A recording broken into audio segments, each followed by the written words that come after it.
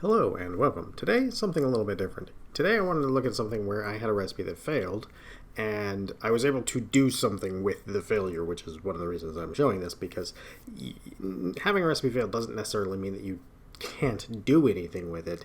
It's just not good for what you were originally going to do with it. So, I'll explain how that works and where we got to, and I'll show you kind of the things I was doing on my way there and why I was doing these things, and we'll just kind of take a look at the whole process of, okay, how did I take this mistake and turn it into actually something nice, in this case, like 2 days worth of dinner. Real quick before that, I'd like to thank all of my subscribers and the people who've been sharing the videos, and if you haven't subscribed, maybe if you like these videos, give it a subscribe or thumbs up, and let's check out the process here. What I was trying to make was potato cakes, which you see here, and not this, which is potato pancakes. Similar in taste, not so much in texture.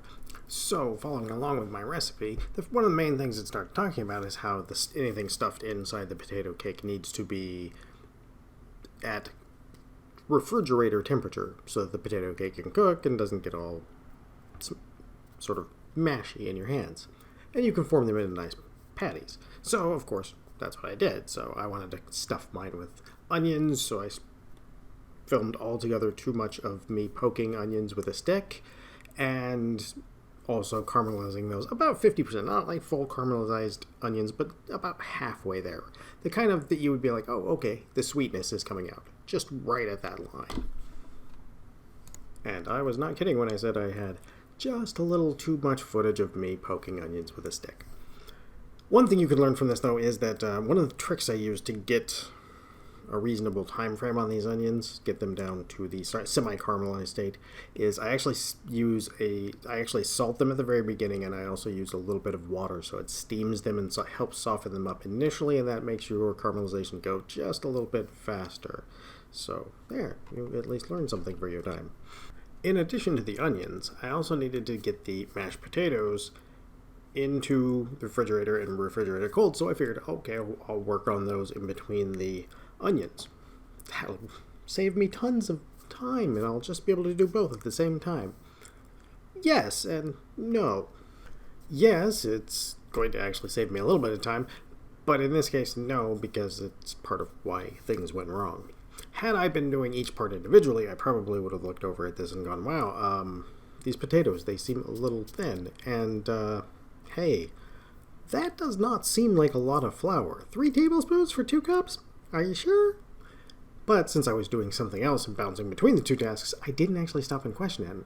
But just to make sure I apparently had the maximum amount of distraction, I also decided to give the onions a ice bath to bring them down and get them in the refrigerator really fast and get them cooled down, even though I actually probably had 3 hours because the potatoes were going to need to cool off all the way too.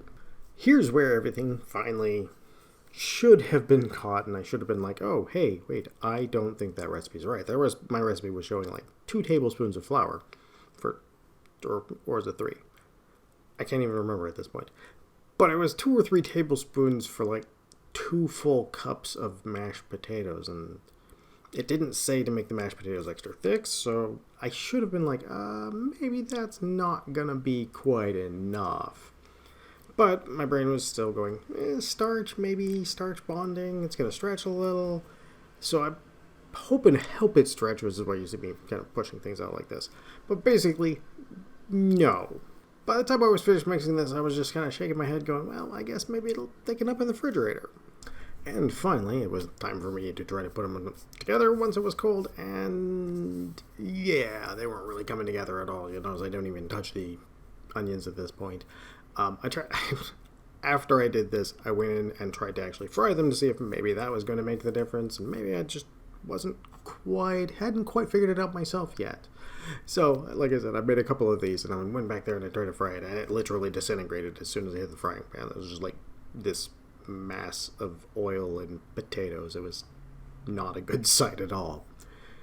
At that point, I was like, okay, this is a bomb. This is not going to work. So, what do? I was like, okay, well, I don't want to throw this away, but now I have a bunch of mashed potatoes that taste like raw flour. And that's not going to make a really tasty dinner.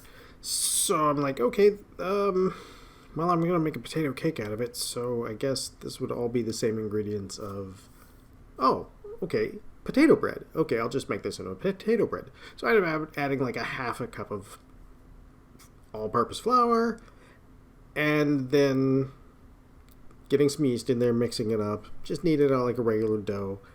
It was a little short on the texture. It didn't expand very well, and here's some pictures of what it looked like. It actually tasted great, though, and I'm actually working on a recipe because of this for specifically a onion potato bread because it turned out fantastic.